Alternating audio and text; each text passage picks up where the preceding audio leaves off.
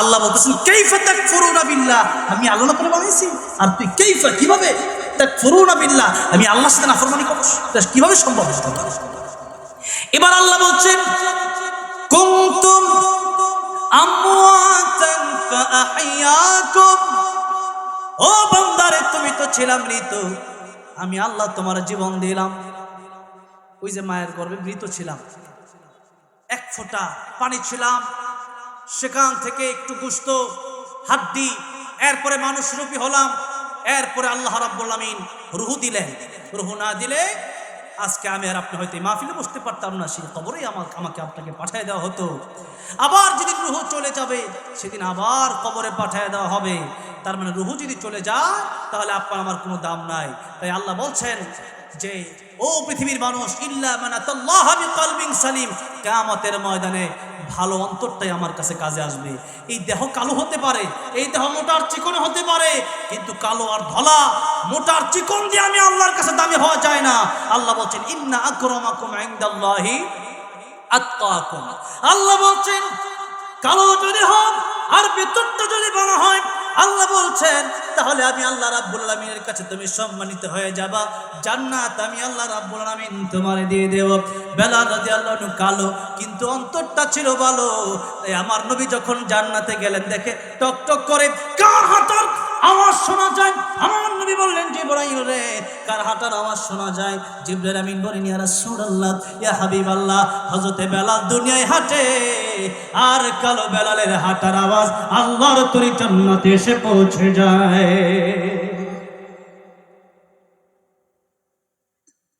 কালো বেলাল, লুকমান হাকিম কালো, কিন্তু সূরা লুকমান কোরআন শরীফে আছে না নাই? কোরআন শরীফে সূরা লুকমান আছে, সূরা লুকমান আছে। লুকমান আলাইহিস সালামের নাম আল্লাহ নিলেন ওয়াইদ ক্বালা লুকমানু লিবনিহি ওয়া হুয়া ইয়াইযুহু ইয়া বুনাইয়া লা তুশরিক বিল্লাহ ইন্নাশ শিরকা লাযুলমুন আযীম। হে আমার সন্তান, শিরিক করো না। শিরিক পৃথিবীতে সবচেয়ে জঘন্য অপরাধ। পৃথিবীতে সবচেয়ে বড় গুনার নাম যদি জিজ্ঞাসা করা হয় তাহলে বলবেন শিরিকের গুনাহ। কিসের গুনাহ? শিরিকের গুনাহ। কিন্তু বড় দুঃখ হয়, বড় আফসোস হয়, আমাদের দেশের কিছু নেতা মাঝে মাঝে মন্দিরে গিয়ে দুর্গার পক্ষে কথা বলে কিছু ভোটের জন্য, ঠিক না বেঠিক? সেই নেতা আওয়ামী লীগের, বিএনপির, জামাতে ইসলামের নেতাও যদি রোজার পূজা একসাথে বলে এটা আমরা মেনে নেব না। আপনি কোন দলের নেতা সেটা আমরা দেখব না। যদি নেতা আল্লাহ বিরোধী হয়, নেতা যদি শিরকের পক্ষে কথা বলে, সেই নেতাকে ভোট দূরের কথা জাতীয়ভাবে বয়কট করা হবে। সেই নেতা, আপনি মুসলমান হয়েছেন, আল্লাহকে চেনেন না, আপনি দুর্গাতে গিয়া পরে শিরিক করতেছেন, আল্লাহ রাব্বুল আলামিন সবচেয়ে নাফরমান ব্যক্তি আপনি। একজন স্বামী যখন তার স্ত্রীকে বিয়ে করে, স্ত্রী যদি অন্য কোনো ছেলের সাথে করে স্বামী যেমন কষ্ট পায়, আর স্ত্রীকে তো বিয়ে করে এনেছে, আর আমার আল্লাহ তো আপনাকে সৃষ্টি করেছেন, তাহলে স্বামী যদি ওই স্ত্রীর কারণে কষ্ট পায়, যে স্ত্রী আরেক ছেলের সাথে ঘুরে, তাহলে পরকীয়া করার কারণে যদি স্বামী কষ্ট পায়, আমার আল্লাহ আমাকে আপনাকে এত মায়া, ভালোবেসে মায়া করে দয়া করে বানালেন, সে আল্লাহকে বাদ দিয়া যদি ওই মূর্তির পক্ষটা নিয়ে কিছু ভোটের জন্য, তাহলে আল্লাহ কষ্ট পাবে কি পাবে না? এই জন্য প্রিয় নেতা যারা আছেন, নেতা হতে হবে কোরআনের পক্ষে যদি কাজ করেন, আল্লাহ রাব্বুল আলামিন আপনাকে নেতা না বানালেও আপনাকে সম্মানিত করে রাখবেন। আর কোরআন বিরোধী যদি হয়ে যান, তাহলে আপনি যত কিছুই করেন না কেন আপনার বিপদ একদিন নেমে আসবে। 16 বছর মানুষ ভাবে নাই যে হাসিনাকে তাড়ানো সম্ভব হবে, কিন্তু সেটি একদিনেই সম্ভব হয়েছে। সেদিন আমি বলবো শুধু দুনিয়ার কোনো মানুষের ইচ্ছা ছিল না, আমার আল্লাহ রাব্বুল আলামিন তাকে অপমানিত করেছে। তাহলে আমি বলবো যে হ্যাঁ, এই যে আমাদের ধর্মমন্ত্রী আছেন, উনিও দেখছি মাঝে মধ্যে পূজায় যাচ্ছে। তো একটা হচ্ছে পূজায় দীর্ঘ সময় বসে থাকা, আরেকটা হচ্ছে যে না, পুলিশ দিয়া তাকে পাহারা দেওয়া বা নিযুক্ত করে রাখা, সেটা ভিন্ন কথা। কিন্তু সেখানে যাওয়ার পরে লম্বা সময় বসে তারা নাচতেছে, আপনি দেখতেছেন। এটা আমার পছন্দ হয়। সেজন্য নেতা হতে হবে 10 পাক্ষিক না, 1 পাক্ষিক নেতা হবে। ইসলামের জন্য লড়বো, দেশের জন্য লড়বো, তবে নিজের ধর্ম বিক্রি করে নয়, বরং ধর্ম ঠিক রেখে পড়ে দেশের জন্য লড়বো। তা যদি নেতা বড় নেতা হতে পারে হবো, না হতে পারলে নাই। এটার ভিতরে আল্লাহ পাক আমার জন্য কামিয়াবি রেখেছেন, ঠিক না বেঠিক? তাহলে নেতা হতে গেলেও শিরকের শয়তানে ধোঁকা দিবে। অনেক সময় আমার মনে হয় যারা এরকম করতেছে হয়তো নিজের অজান্তেও অনেক কিছু বলে ফেলছে, কিন্তু এই সমস্ত কথা যখন বলবেন হিসাব করে, কারণ আল্লাহর সাথে কাউকে তুলনা করে যখন আপনি বলবেন তখন আমার আল্লাহ কষ্ট পেয়ে যায়। এই জন্য আল্লাহ বলছেন যারা শিরিক করবে, মা ইউশরিক বিল্লাহ ফাকাদ হারামাল্লাহু আলাইহিল জান্নাতা ওয়া মাওয়াহুন নার। আল্লাহ বলছেন জাহান্নাম তাদের জন্য হারাম, জাহান্নাম জান্নাত তাদের জন্য হারাম, আর জাহান্নাম তাদের জন্য ওয়াজিব হয়ে যায়। নাউযুবিল্লাহ। তাহলে শিরিক নিয়ে অনেক লম্বা আলোচনা, তো শিরিকের আলোচনা আল্লাহ কোরআন শরীফে অনেক জায়গায় করেছে। তাহলে শিরিক এটা হচ্ছে পৃথিবীর সবচেয়ে বড় গুনাহ না, শিরিকের ধারে কাছেও যাওয়া যাবে না। ভাইরা আমার, আল্লাহ বলছেন যে ইন্নাল্লাহা লা ইয়াগফিরু আন ইউশরাকা বিহি ওয়া ইয়াগফিরু মা দুনা যালিকা লিমান ইয়াশা। নিশ্চয়ই কিয়ামতের ময়দানে আমি আল্লাহ যেহেতু রহমান রহিম, অনেক বান্দাকে আমি আল্লাহ তার জন্য তারা দেখে মায়া লাগবে লিগা মাফ করে দিব, কিন্তু শিরিকের গুনাহ আমি আল্লাহ কোনোদিন মাফ করব না। তাহলে কত মারাত্মক গুনাহ এটা, যে মূর্তির পক্ষ নেওয়া অথবা আল্লাহ বাদ দিয়া অন্য কারো পক্ষ নেওয়া, এটা জাহান্নামে যাওয়ার জন্য আপনার একটাই কারণ যথেষ্ট হয়ে যাবে, যে আপনি মূর্তি পূজাকে আপনি প্রমোট করেছেন, সেখানে তাদের সঙ্গ দিয়েছেন, সেখানে তাদের পূজাকে আর ইসলামকে আপনি একত্রিত করে দিয়েছেন। এটাই জাহান্নামে যাওয়ার কারণ হতে পারে। ভাইরা আমার, বাবাজিরা আমার, বলছিলাম যে কালো হন আর ধলা হন, আপনার এই চামড়া দিয়ে কিন্তু জান্নাত আর জাহান্নাম বাছাই হবে না। জান্নাত আর জাহান্নাম বাছাই করা হবে ফারিকুন ফিল জান্নাহ ওয়া ফারিকুন ফিস সাঈদ।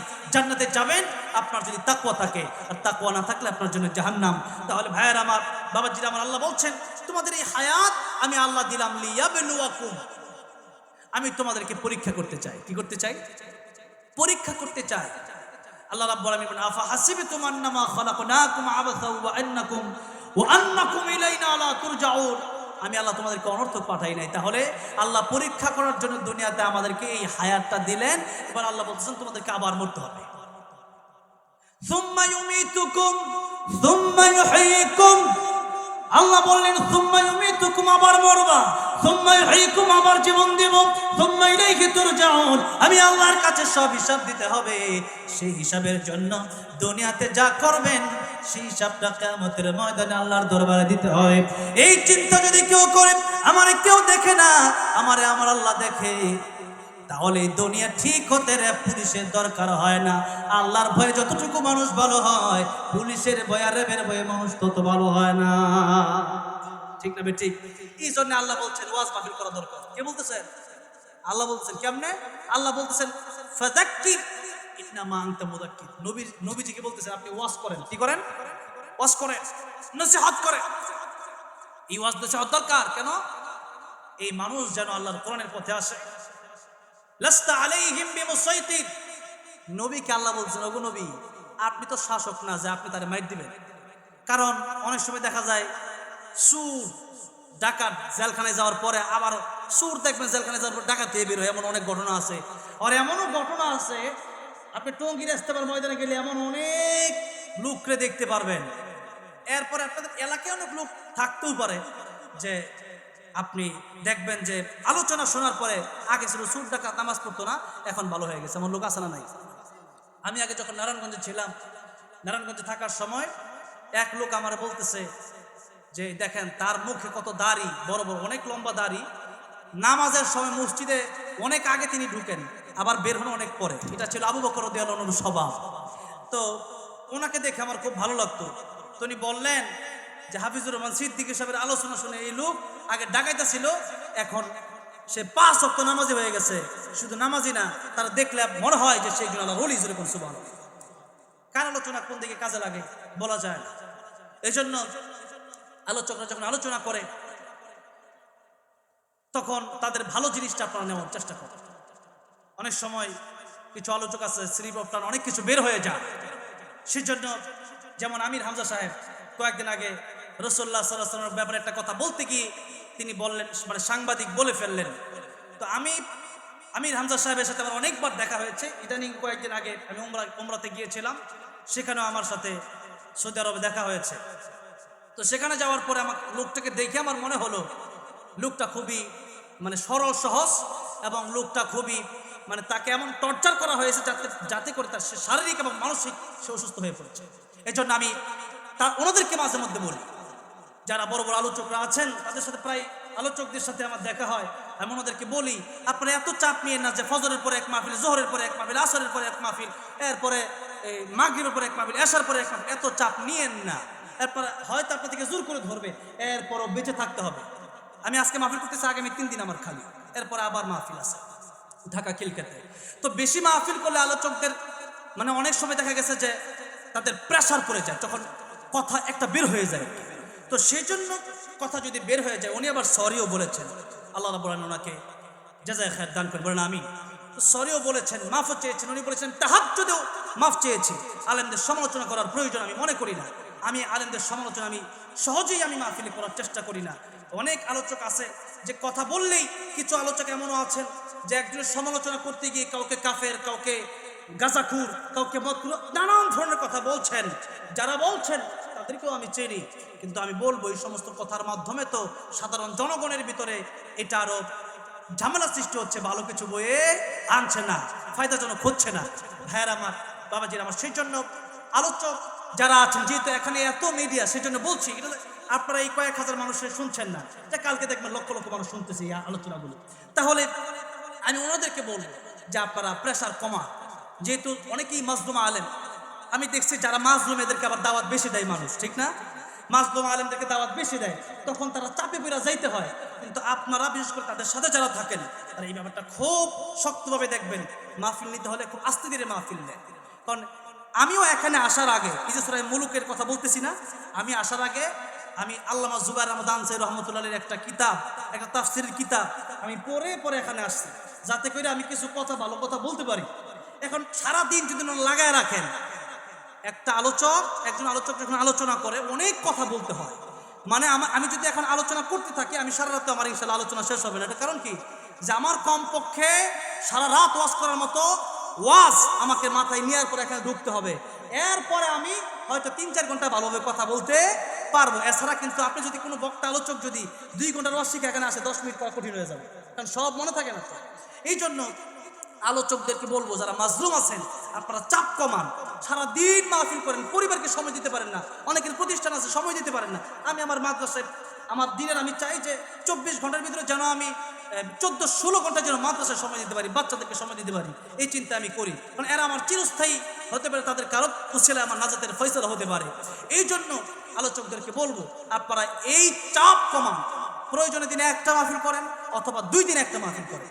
কারণ আপনাদের এই চাপ যদি মাহফিল করেন, আপনার মানসিকভাবে আরো সুস্থ হয়ে যাবে, অনেকের মধ্যে অনেক কিছু বের হয়ে যায়। এই জন্য আলোচকরা মাহফিলটা একটু গুছানোর চেষ্টা করেন, আশা করি আপনাদের এই সমস্ত কথাবার্তা বের হবে না ইনশাআল্লাহ। ভাইরা আমার, বাবাজিরা আমার, আপনারা বলবেন যে এত কথাগুলো আপনি না বললেই হয়, কেন? যে আপনার তা তো বয়সে বড়, তাদেরটা বুঝবে না। আমি তাদের সাথে চলতেছি আলহামদুলিল্লাহ, যতদিন ওয়াজ করতেছি, এটা আমিও আমার ভিতরে একটা বুঝ আছে। আলোচনা যখন বেশি করে ফেলি তখন মানসিকভাবে নিজেরা অসুস্থ হয়ে যায়। এই জন্য মাহফিল বেশি করি না। আমি চাই যেন রাতে একটা মাহফিল করতে পারি, মানুষকে একটা মাহফিলের জন্য সময় বেশি দিয়ে যেতে পারি। এখন আমার আরেকটা মাহফিল থাকলে আমি খালি কোনো রকম আপনাদেরকে ধুয়ে দৌড় দিতাম, ঠিক না? এখন কথা হইলে আপনার উড়েন আর যান, আমি কিন্তু আছি, ঠিক না? ঠিক বলেন মাশাআল্লাহ, লিল্লাহি তাকবীর। অনেকে আবার ঘুম ধরতেছে, লিল্লাহি তাকবীর।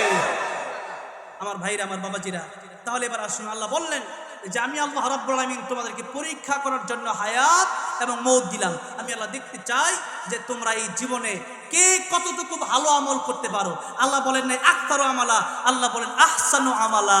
এরপর আল্লাহ বলেন ওয়া হুয়াল আজিজুল গফুর, তিনি পরাক্রমশালী, তিনি শক্তিশালী। আল্লাহ রাব্বুল আলামিন, আপনি যদি আল্লাহর বিরোধিতা করেন তাহলে আল্লাহ আপনাকে ধরতে পারবে, আল্লাহ সেই ক্ষমতা। কিন্তু একটু লক্ষ্য করেন, শেষ কথা বলছি, এটা শেষ কথা, আর 2টা বিষয়ে কথা বলবো, 10 মিনিট 20 মিনিট, এরপরে শেষ করে দিব ইনশাআল্লাহ। কারণ হলো 11:40 পর্যন্ত কথা ছিল আমার, কিন্তু আসলে এই এলাকায় কিন্তু আমি আরো ওয়াজ করছি, ঠিক না? আর আমার বাড়িও কাছে, গাজীপুরের মানুষ এখানে আসলে বসলে, আমার মাদ্রাসা বুট বাজার তোমার যাইতে তোর বেশি সময় লাগবে না, মাহফিল থেকে রাজশাহী, রংপুর, খুলনা, কিন্তু আজ দিতে 5 ঘন্টা 6 ঘন্টা 8 ঘন্টাও লাগে, জাম আমার আধা ঘন্টা লাগবে। আমার কোনো টেনশন আছে? আর আপনারা তো এনতে এনে যাবেন, তাহলে কোনো টেনশন না করে একটু শোনেন। আল্লাহ বলতেছেন ওয়াহুয়াল আজিজ, আবার বলছেন গফুর, ওয়াহুয়াল আজিজুল গফুর। তাহলে আল্লাহ দুইটা কথা একসাথে বললেন। প্রথমে বললেন আমি কিন্তু মহাপরাক্রমশালী, আমি আল্লাহ, কিন্তু তোমরা যখন আমি আল্লাহর বিরোধিতা করবা, না ফরমানি করবা, আমি আল্লাহ কিন্তু তোমাদেরকে ধরতে পারি, সেই ক্ষমতা আমি আল্লাহর আছে। কিন্তু আল্লাহ বলছেন আমি আল্লাহ শুধু আজিজ নয়, আমি আল্লাহ গফুর, আমি আল্লাহ রাব্বুল আলামিনের মায়া দয়া অনেক বেশি। কুল ইয়া ইবাদিয়াল্লাযীনা আসরাফু আলা আনফুসিহিম লা তাকনাতু মির রাহমাতিল্লাহ। হে নবী আপনি বলেন আমার বান্দারা যারা গুনাহ করে ফেলেছে, আমি আল্লাহর নাফরমানি করে ফেলেছে, আমি আল্লাহ শুধু আজিজ নয়, আমি আল্লাহ গাফুর, আমি আল্লাহ শুধু শক্ত নয়, আমি আল্লাহ শুধু শাস্তি দেবে এমন নয়, আমি আল্লাহ কিন্তু গাফুর। সারা জীবন গুনাহ করবে কিন্তু একবার তওবা করবে, আমি আল্লাহ মাফ করে দেব। কিফিল এমন একজন ব্যক্তি ছিল, নবীজি কয়েকবার সাহাবীদেরকে এই ঘটনা শুনিয়েছেন, একবার না কয়েকবার, কয়েকবার সাহাবীদেরকে বলেন ও সাহাবীরা, এই আল্লাহর বান্দা কিফিল জীবনে এমন কোনো গুনাহ নাই যে গুনাহ করে নাই, কিন্তু একদিন রাতে, মৃত্যুর আগের রাতে, এক নারীর জিনার দিকে সে চলে যাচ্ছিল। যেই মাত্র জিনার দিকে চলে যাচ্ছিল, নারী বলল তুমি আল্লাহকে ভয় করো। যেই মাত্র আল্লাহকে ভয় করো বলছে, আর নারী কাঁদতেছে। কিফিল জিজ্ঞেস করল তুমি কাঁদো কেন? নারী রেখে বলল তুমি তো সুদখোর, মারাত্মক ধরনের সুদখোর ছিল সেই কিফিল। মহিলা ডেকে বলল তুমি তো সুদখোর, আর তুমি আসছো আমার সাথে জিনা করার জন্য। আমি জীবনে কোনোদিন জিনা করি নাই, কিছু টাকার প্রয়োজন সেই জন্য তোমার কাছে এসেছি জিনা করার জন্য, কিন্তু আমার মনে ভয় কিয়ামতের ময়দানে আল্লাহ রাব্বুল আমিনের দরবারে কি হিসাব দেব। যেই মাত্র এই কথা বলছে, কিফিলের বিবেক জন্নারা দিয়া উঠছে। কিফিল চিন্তা করতেছে আমি তো প্রতিদিন সুদ খাই, প্রতিদিন জিনা করি, প্রতিদিন গুনাহ করি, আর এই মহিলা জীবনে জিনা করে নাই, আজকে জিনা করবে। তার মনে আল্লাহর ভয় কি ভয়। যেই মাত্র তার বিবেক নাড়া দিল, সাথে সাথে ওই মহিলাকে কিছু টাকা সে দিয়েছিল জিনা করবে। সে বলল টাকা লাগবে না, এই টাকাগুলো তোমাকে এমনি হাদিয়া দিয়ে দিলাম, আর আমি তওবা করলাম, আর জীবনে কোনোদিন আমি জিনা করব না। কিফিল ঘুমায় গেল তওবা করে, ওই ঘুমের মধ্যেই কিফিলের মৃত্যু হয়ে গেল। ভালো কাজ করার মতো ওই রকম সুযোগ পান নাই। সকালে যখন মারা গেল, এলাকার সবাই বলা বলে শুরু করলো সুদখোরটা মরছে, খারাপ লোকটা মরছে। এলাকা যদি কোনো মানুষ খারাপ থাকে তাহলে মানুষ বলে না লোকটা খুব খারাপ আছে, লোক কয় না। জানাজার সামনে গিয়া পড়ে মানে লোকটা কেমন আছিল, খুব ভালো ছিল, এই কথা জানাজার সামনে সার্টিফিকেট দেওয়ার জিনিসটা। 10 জন মুমিন যদি মন থেকে বলে লোকটা খুব ভালো ছিল, আল্লাহ 10 জন মুমিনের সাক্ষী রাখতে গিয়া ওই বান্দাকে মাফ করে জান্নাতের মেহমান বানায়। এটা ওই জানাজার সামনে, এটা হলো অনেক সময় দেখা গেছে যে ভয় ভীতি, কথাটা বুঝছেন, অনেক সময় ভয় ভীতির কারণে বলে যে না ভালোই আছিল লোক, যেরকম জানাজার সামনে না ভালো না করলে তো সমস্যা, আবার শত্রু হয়ে যাবে। তো এই জন্য ডাকাত যখন ডাকাতি করে রাস্তাঘাটে, তখন দেখবেন ডাকাত অনেক সময় বলে যে তোমার সাথে কোনো খারাপ ব্যবহার করছি। আমার কোনোদিন জীবনে ডাকাতি ধরে নাই, কিন্তু আমাদের আর অনেক বক্তাদেরকে ডাকাতি ধরছে। তো অনেক বক্তার মুখে এরকমটা শুনছি, ডাকাতি করার পরে জিজ্ঞাসা করে আমরা কি কোনো খারাপ ব্যবহার করছি? তখন কয় না আমরা তো ভালো মানুষই, কারণ তখন আর খারাপ তো পাওয়া যাবে না, কারণ খারাপ করলে যে ফার দিব, যেরকম ঠিক না ঠিক হয় না, আমরা বড় ভালো মানুষ কেন, তখন তার মৃত্যুর ভয়, জীবনের ঝুঁকি, সেই জন্য ভালো বলে। এই জন্য মন থেকে ভালো বলা আর মুখ দিয়ে ভালো বলা এক জিনিসটা। তো সেই জন্য ভালো যদি হয়, কোনো মানুষ যদি ভালো হয়, সে মানুষ যখন মারা যায় তার জন্য আল্লাহর আকাশ কান্দে, জমিন কান্দে, তার জন্য ফেরেশতারা দোয়া করে, যেরকম সুবহান। এমনকি নবীজির এক সাহাবী মারা যাওয়ার পর নবীজি বলতেছেন আল্লাহর আরশ কেঁপে গেছে, যেরকম সুবহান, তার মৃত্যুর কারণে। আসমান কান্দে। আয় আল্লাহ রাব্বুল আলামিন প্রতিদিন যখন নামাজ পড়তো, কোরআন তেলাওয়াত করতো, প্রতিদিনের আমল যখন সপ্তাহে 2 দিন আল্লাহর দরবারে আমল নামা পেশ করা হয়, এই 2 দিন আল্লাহর সোমবার আর বৃহস্পতিবার, এই 2 দিন যখন আল্লাহর কাছে আমল নামা পেশ করা হয়, তখন আকাশ তার আমলের সুঘ্রাণে মুখরিত হয়ে যায়। এই জন্য আকাশ কাঁদতে থাকে, আল্লাহ রাব্বুল আলামিন যে লোকটা মারা গেল, এই লোকের সুন্দর আমলগুলো, নেক আমলগুলো প্রতিদিন আমি আকাশ সপ্তাহে 2 দিন যখন আমি আকাশ দিয়ে তোমার কাছে নিয়ে যাওয়া হতো, আমি আকাশের এটা দেখে খুব ভালো লাগতো। আল্লাহ, এই লোকটা আজকে মরে গেল, এই লোকটার আমল নামা তো আর কোনোদিন আমি আকাশ দিয়ে যাবে না। এই জন্য আকাশ কাঁদতে থাকে, জমিন কাঁদতে থাকে। এই আল্লাহ রাব্বুল আলামিন আমার পেটের উপরে সিজদা দিত, আমার পেটের উপর বসে বসে সুবহানাল্লাহ পড়তো, আমার পিঠের উপর বসে কোরআন তেলাওয়াত করত। এই আল্লাহ রাব্বুল আলামিন আজকে তো লোকটা চলে গেল, আর কোনোদিন আমার পিঠের উপর বসে বসে কোরআন তেলাওয়াত করবে না, আর কোনোদিন সিজদা দিবে না। আয় আল্লাহ রাব্বুল আলামিন, এই লোকটার জন্য আমার বড় কষ্ট হয়। আকাশ কান্দে, জমিন কান্দে, এমনকি ভালো মানুষের মৃত্যুতে ফেরেশতা পর্যন্ত হাজির হয়ে যায় তার জানাজা। সুবহানাল্লাহ বলে আমরা ডাইরেক্ট বলতে পারি না। আল্লামা জুনায়েদ আহমদ আনসারী রহমাতুল্লাহ আমাদের মনে হয় যেহেতু সাহাবীদের জানাজায় ফেরেশতারা আসতো। করোনার সময় আল্লামা জুবাইর আহমদ আনসারী রহমাতুল্লাহ মারা গেছে, এই দেশের শ্রেষ্ঠ মুফাসসিরের মধ্যে একজন। তিনি যখন মারা গেছেন তখন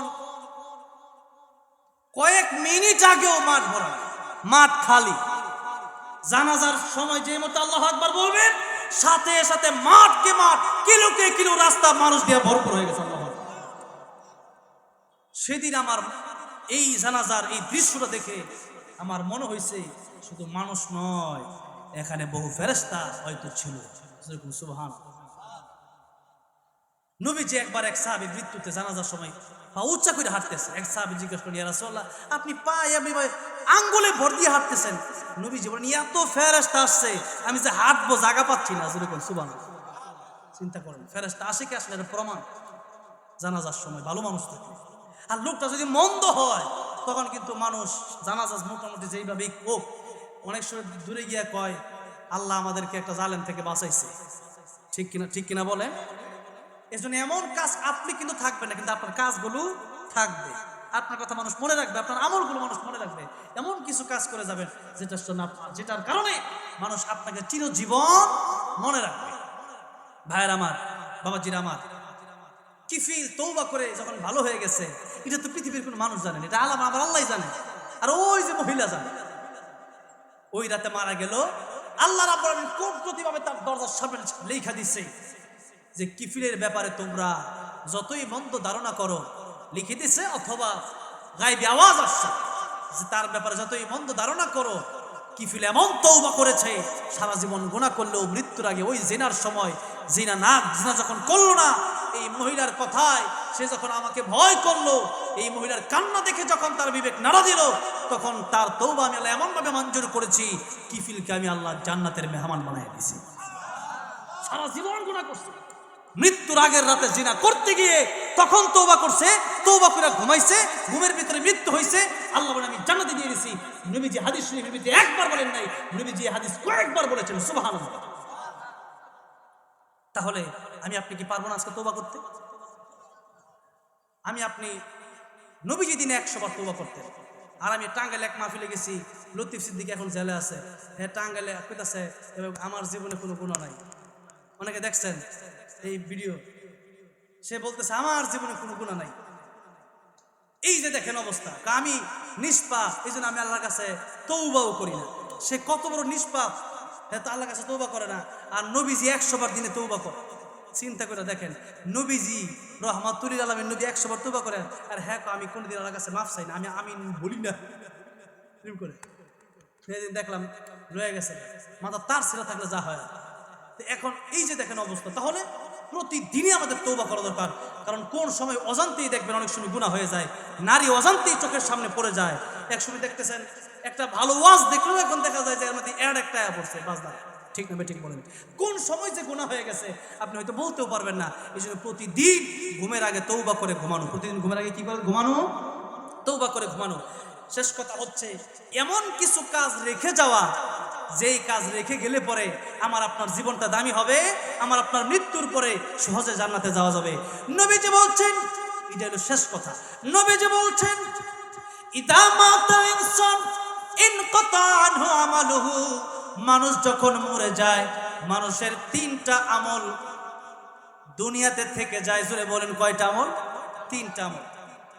1 নম্বরে নবীজি বললেন সদকায়ে জারিয়া। 1 নম্বরে কি বললেন? সদকায়ে জারিয়া। 2 নম্বরে নবীজি বলেন উত্তম কথা। উত্তম কথা যদি কেউ বলে তাহলে সে ব্যক্তির উত্তম কথাগুলোর কারণে কেউ যদি আমল করে, এমন একটা নামাজ পড়ে না, একটা লোক আপনার কারণে নামাজি হয়েছে, সারা জীবন নামাজ পড়ে যত সব পাবে এর একটা এই সব কালা ডবল করে 1 ভাগ সব আল্লাহ আপনার কবরে পৌঁছায় দিবেন। যেরকম সুবহানাল্লাহ।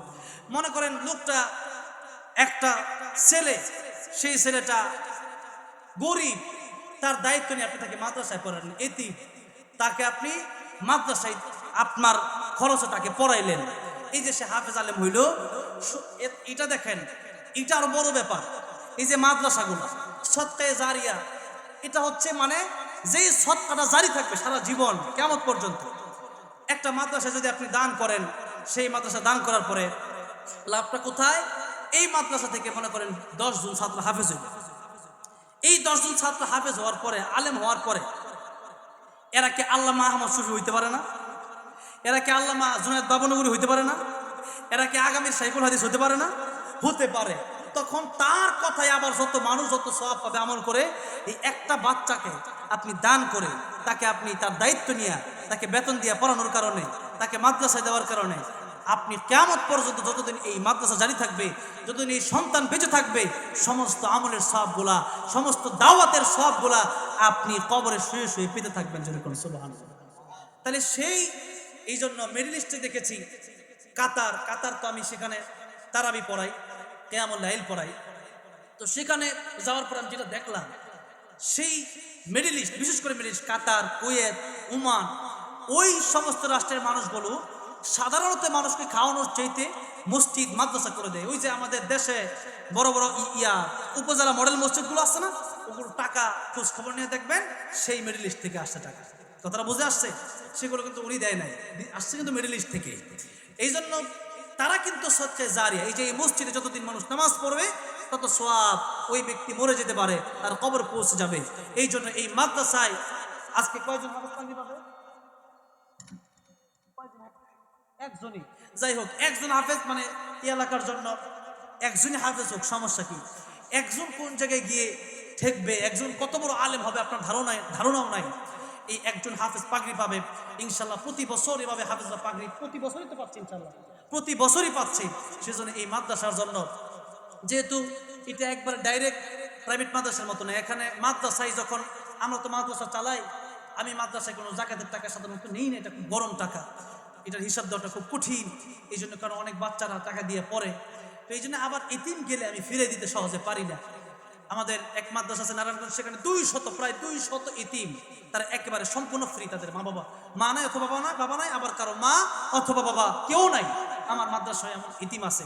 তো এতিম যারা হয় এদের পাশে যদি কেউ দাঁড়ায় যায়, তার নবী বলেন জান্নাতে সে ব্যক্তি এই যে 2 আঙ্গুল যত কাছাকাছি আমি আর সে থাকবো তত কাছাকাছি। যেরকম সুবহানাল্লাহ।